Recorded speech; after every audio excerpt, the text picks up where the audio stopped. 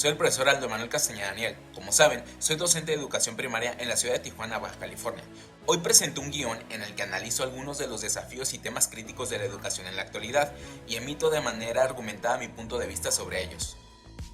Comencemos con las tecnologías de la información. De acuerdo con Domínguez en 2004, el término sociedad de la información se ha acuñado como referencia de las transformaciones económicas, sociales y culturales que han significado una gran transformación para nuestra sociedad, haciendo énfasis en la aplicación de forma general de las nuevas tecnologías de la información y la comunicación en nuestra vida, ya que estas tecnologías han transformado la dinámica en los ritmos de vida en el mundo actual en todos los ámbitos y niveles sociales. El autor también menciona que quizá esas tecnologías pueden influir tanto que incluso llegue a cambiar nuestro modo de actuar y de pensar. Sin embargo, eso ya está pasando, tanto que hoy podría decirse que, y nuevamente de acuerdo con Domínguez, prácticamente el desarrollo social, cultural, educativo, democrático y del pluralismo depende de ellas. Esto no es algo extraño, pues la naturaleza del hombre es adaptarse al medio en el que vive para poder desarrollarse o sobrevivir. Y en una era en la que todo se está creciendo o dándose a través de estas tecnologías, será un tanto absurdo que un país que quiere sobrevivir en la globalización no implemente estos recursos, los cuales se han convertido en la principal arma o herramienta de desarrollo. Ahora, si hablamos de vivir o ser parte de la sociedad de la información, es obvio que lo anterior tiene especial relación con la educación, pues como ya vimos en actividades anteriores, esta es vista como el medio principal para el desarrollo de la sociedad. Por lo tanto, el uso de las TIC en el ámbito educativo, según los apuntes de la cuarta unidad de ISU en 2021, ha originado cambios en los modelos educativos, las formas en las que estos se desarrollan y en todo lo que tenga que ver con el aprendizaje. En lo personal, y en base a la experiencia adquirida durante 10 años dedicándome a la docencia, he visto cómo las TIC han sido una herramienta de avance, pero también cómo en ocasiones han sido todo lo contrario, debido a su mal manejo o de la falta de condiciones idóneas para su implementación, ya que si estas son aplicadas en base a modelos educativos diseñados de forma estandarizada sin tomar en cuenta las condiciones, los recursos o el contexto de la institución educativa, esto entorpecerá el desarrollo de los estudiantes, pues al querer cumplir con un modelo impuesto se deja de lado la educación e instrucción de los educandos y, por lo tanto, estos muy difícilmente llegarán a ser ciudadanos competentes para su desarrollo en la ya mencionada sociedad de la información. Habiendo mencionado a los ciudadanos competentes, continuemos con educación por competencias, ya que esta es una de las metas de la sociedad de la información,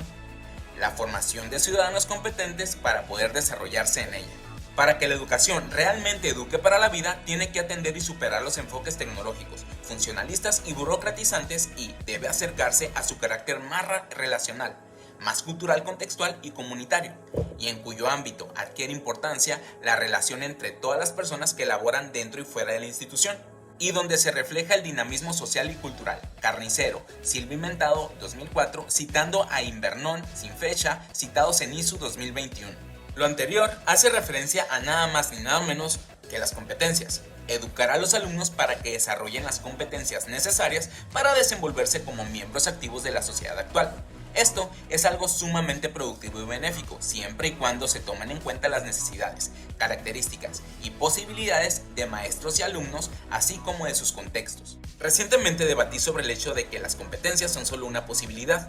Durante este intercambio de ideas defendí el hecho de que sí, pues de nada sirve una propuesta educativa fundada a base de grandes aspiraciones y ambiciones si esta no puede llevarse a cabo por falta de recursos, materiales o la mala administración, implementación o gestión de esto. Como docentes, podemos desempeñar nuestro papel de guía en el desarrollo de algunas competencias relacionadas con la vida y convivencia en sociedad y otras similares. Incluso podemos hacer adecuaciones y tratar de abarcar las relacionadas con las tecnologías. Sin embargo, es imposible abarcar todas, pues algunas requieren de ciertos recursos a los cuales la comunidad escolar no tiene acceso.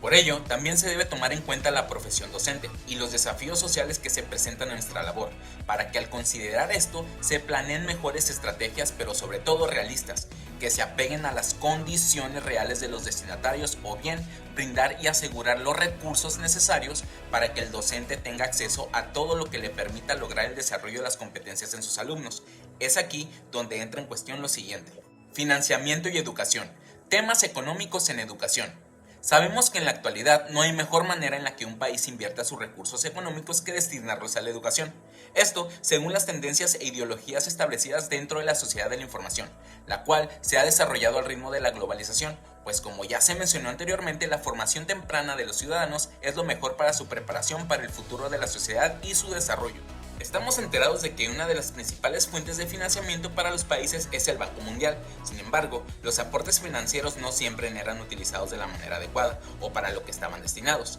Es por esto que para cumplir con su compromiso de respaldar el aprendizaje para todos, esta organización optó por hacerlo mediante intervenciones o reformas estratégicas. Es decir, condicionando los recursos según sus políticas, estrategias e ideales para que todos los países puedan desarrollarse plenamente. Es aquí cuando los gobiernos, con tal de tener acceso a estos aportes y no destinar recursos económicos propios a la educación, aceptan modelos educativos estandarizados y muy poco aplicables o aptos para la realidad que se vive en ellos. De ahí el declive en la calidad educativa en la mayoría de los países en desarrollo y en otros tantos. El no destinar los recursos propios y necesarios para proveer al sector educativo los medios adecuados para poder solventar y atender de manera adecuada las necesidades y características de sus docentes y alumnos entorpecen y hacen imposible la formación que se necesita para poder pertenecer activamente en el mundo globalizado.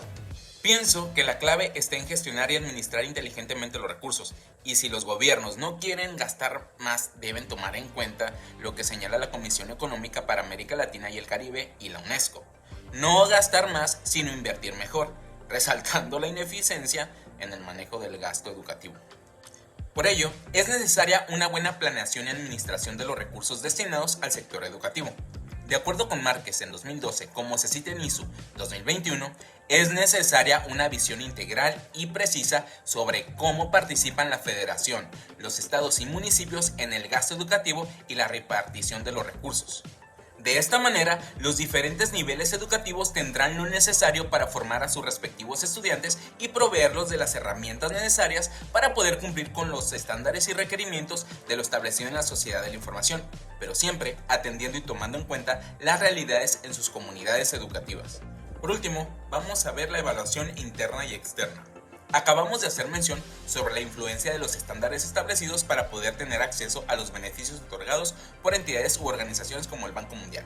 Los países se adaptan o adoptan las formas de brindar educación a sus ciudadanos. Uno de los principales factores en estos modelos adoptados o asumidos es la medición de los avances en la educación, es decir, la evaluación. Un ejemplo de cómo se implementaron las reformas propuestas por el Banco Mundial es la Ley del Servicio Profesional Docente, la cual plantea que el servicio de asistencia técnica a la escuela apoyará a los docentes en la práctica de la evaluación interna, así como en la interpretación y uso de las evaluaciones externas.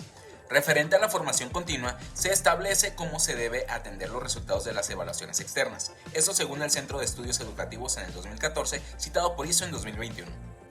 Para mí, esta ley transforma la evaluación en un atropello hacia los derechos laborales de los trabajadores de la educación, pues está basada en un modelo poco aplicable a la situación del país y sobre todo para el personal docente, que son uno de los principales motores para la mejora educativa. La Ley del Servicio Profesional Docente hace énfasis en una práctica de la evaluación interna e interpretación y utilización de la externa. Según lo establecido en ella, en estas ocurre lo siguiente: se dan a conocer las fortalezas y las áreas de oportunidad. La pretensión formativa se tienen como referente los mismos parámetros e indicadores, también se busca una forma de clasificar a las evaluaciones. Pienso que lo anterior es algo bueno, ambicioso, pero que ha de servir en el impulso educativo siempre y cuando se haga como se debe, bajo las condiciones adecuadas, ya que si una evaluación no es diseñada y aplicada de la manera correcta, arrojará resultados poco favorables y satisfactorios, tal como sucedió entre el 2014 y 2017, que fue cuando se llevó a cabo esta evaluación, que fue muy famosa y poco apreciada entre el personal docente de nuestro país.